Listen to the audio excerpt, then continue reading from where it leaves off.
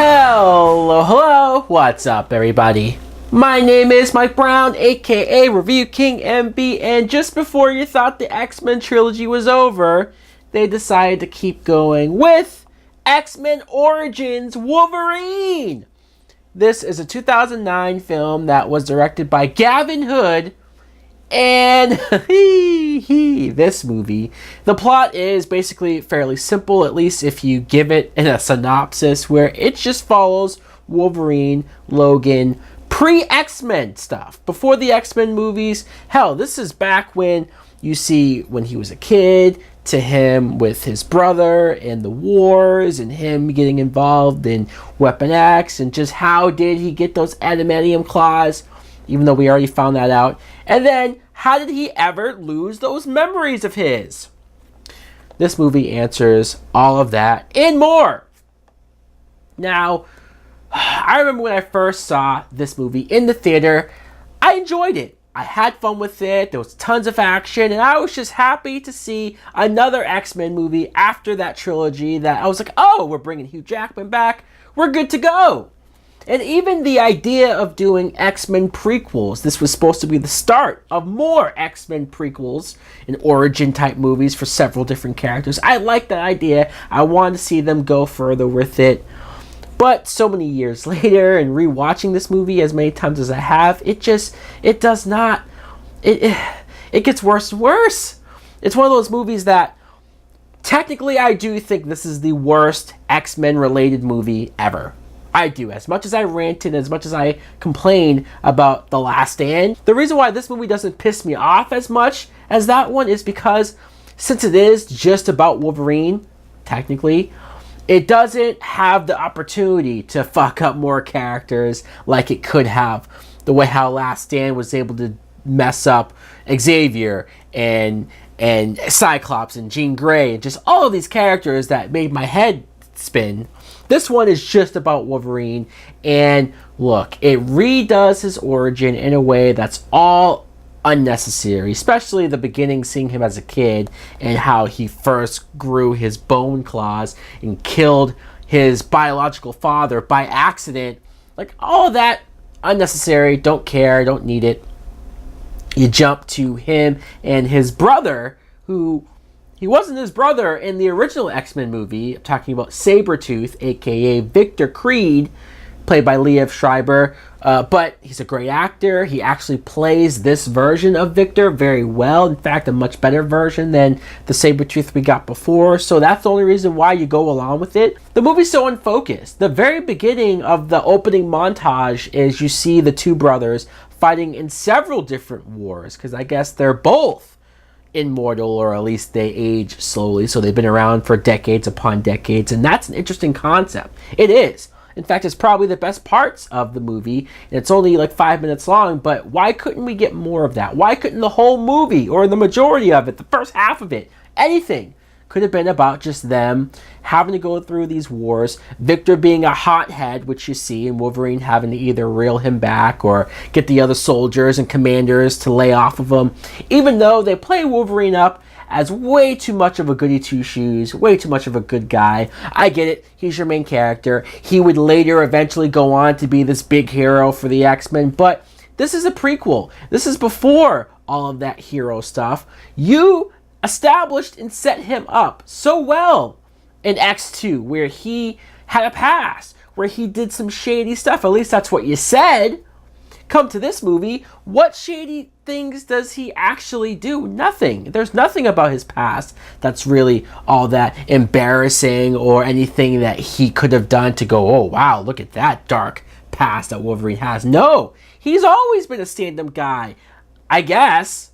Officially, why is this movie so all over the place? Why does it go from those soldiers montage to then them getting recruited by William Stryker, who this time is played by Danny Huston, who looks nothing like Brian Cox, but whatever, and he recruits them to form his own mutant team, and that's where you meet a bunch of several different mutants, where we meet Wade Wilson, yes, Ryan Reynolds as Deadpool. You actually get a cool, nice couple of scenes with him at the beginning where he's being wisecracking, a big mouth, annoying everyone around him. It's not rated R, but it's damn near good enough. And that too was yet another interesting aspect of Wolverine working with these bad mutants, going around and doing these bad things, going in like Africa and trying to collect adamantium and meteors and when they're about to slaughter the village. But once again, Wolverine's the goody two-shoes.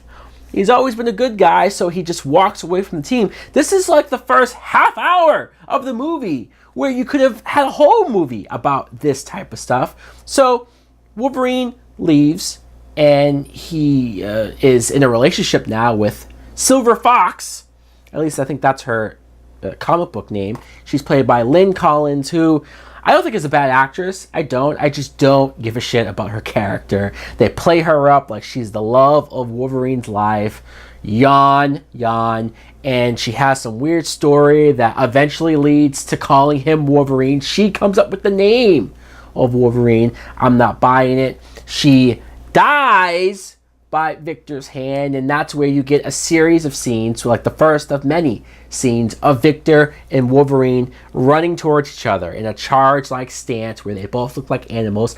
I quite enjoy it. I do, just seeing two crazed beasts of mutants running at each other and causing destruction, messing up the bar later on when they jump through the windows of that facility. Like, I'll watch Sabretooth and Wolverine fight each other all damn day. Cuckoo got screwed. Lynn Collins' character, when you find out at the end that she was a part of the evil scheme and she was lying to Wolverine, it's like twist upon twist upon twist. She faked her death, only to find out that she actually is good because her sister is in a cage at this facility, and she was only doing it at the behest of William Stryker, who they somehow tried to have it like a twist that Stryker was not behind Victor going around and rounding up mutants and killing them. Like, we as an audience, we're supposed to be surprised when Stryker is revealed to be working with Sabretooth and, oh my god, he's a villain? This is a prequel! We already know William Stryker and how evil he is or what he's capable of. Seriously, they have a prequel with a twist with a character that we've already met in a movie that takes place after this? How lazy. So when Wolverine does go along with Stryker and do this Weapon X program, and the way how that's even shot, it looks nothing like the way those flashbacks were shot in X2. Those flashbacks looked scary, looked brutal, looked like some serious shit. Holy Jesus. Where this one looks all clean and looks all Hollywood, and there's no blood like there was previous, and it's silly. It's silly to think that Wolverine in the tank of water overheard Stryker from 2 floors up talking about wipe his memory, and that's why he freaks out and runs off. This is not the X-Men Origins Wolverine story that I thought I was going to get. Will.I.am is a mutant in the movie. Why? I don't know. The Blob is in this movie, and I actually like the actor who's playing him, and the effects of him, like that, I don't know if it's a suit or what, the fat suit that he's wearing at the scene where they're boxing, that looks good. But the CGI, I have to go back to this. When you see Wolverine get the adamantium claws, because he has the bone claws, and I was never really a fan of bone claws just in general, but it makes sense to the lore that he would have some sort of claws before the metal. But when he gets the metal claws and you see him, especially in that bathroom scene where he's looking at it and it looks so fucking fake. What the fuck is that? It looks awful. It looks terrible. This is a movie where the effects for the claws in 2009 look 100 times worse than the claws that were in the 2000 movie. How is that possible? Is it just because they didn't want to use practical effects at all? Your budget was damn near plus over $100 million. Why are you shortchanging the important stuff, the important effects, the claws that you're supposed to see all the time with Wolverine? No, they went cheap. It looks terrible. There's other action scenes, like when Wolverine's clawing at a ladder, and just that shot looks fake as fuck. Gambit. Yes, Gambit, finally, after 3 movies, they finally found a way to shove him into one of these films. It's a prequel, so that sort of messes everything up as far as Gambit ever joining the team. He's played by Taylor Kitsch, which I know Taylor Kitsch gets a lot of flack from people from that like 1 year in 2012 where they put him in a bunch of leading roles and every single one of them bombed, so now he looks at like the guy who bombs, and so people blame him for the Gambit role. Especially, it's not his fault. I actually think he's a good Gambit. He has the accent, he pulls that, he looks good, he looks the part, and you get some cool scenes of him throwing the cards. Like, I wish you either got more of him. This wasn't the movie to introduce Gambit to somebody else's origin. And let's talk about Deadpool. So you got Ryan Reynolds, who had already been dying to play this part for like 6 years at that point. And he knew this was going to suck. I've heard Ryan Reynolds talk about how when he found out what they were going to do with Deadpool at the end of this movie, he thought, no, this is stupid. This is dumb. I don't want to do this.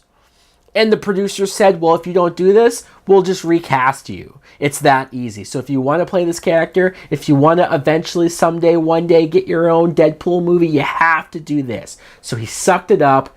He played ball. What in the ass? Deadpool having his mouth sewn shut. We can't talk about this enough. As many Deadpool movies as we get nowadays and that are faithful to the character, that are as great as they are, it's still mind-boggling to me to see that they did this to the character in the first place. It's so dumb.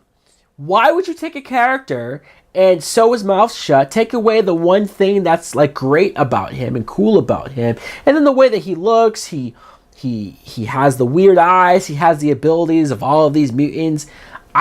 He has the swords that come out of his wrist, which I don't even know how that's possible or how that works, what if he bends his arms. It just seemed like they were going for spectacle. They were going more for let's go big budget, let's go over the top. X-Men 3 went bigger with action and it made the most money. So I guess they figured that must be what works. And oh yeah, you have a young Cyclops. Why? I don't know. You get Emma Frost, who is the sister of Silver Fox, and I don't really understand what she's doing here either. And then, one of the weirdest moments in the movie where Professor Xavier shows up in a helicopter, and if you thought the CGI was bad for him in Last Stand, this CGI, he looks like an alien. What the fuck was that? Last, but certainly not least, the adamantium bullets. Oh my god, one of the dumbest ideas ever. What is that? I feel like there was a better, smarter, just easier way to go about this. It's so convoluted. It's so point A to point B to point C all the way to Z. It is technically the worst X-Men movie ever made. It is one of those films that I get if more people hated this with a passion and rant and rave more than I did. I only don't hate it because I don't care.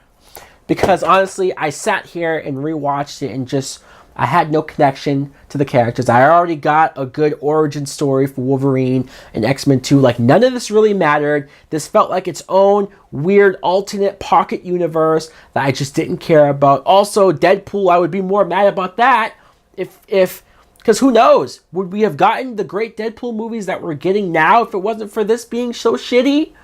Probably not. So in a way, we could be thankful for this film. In a way, we can be glad that this happened because it eventually got X-Men back on the right track.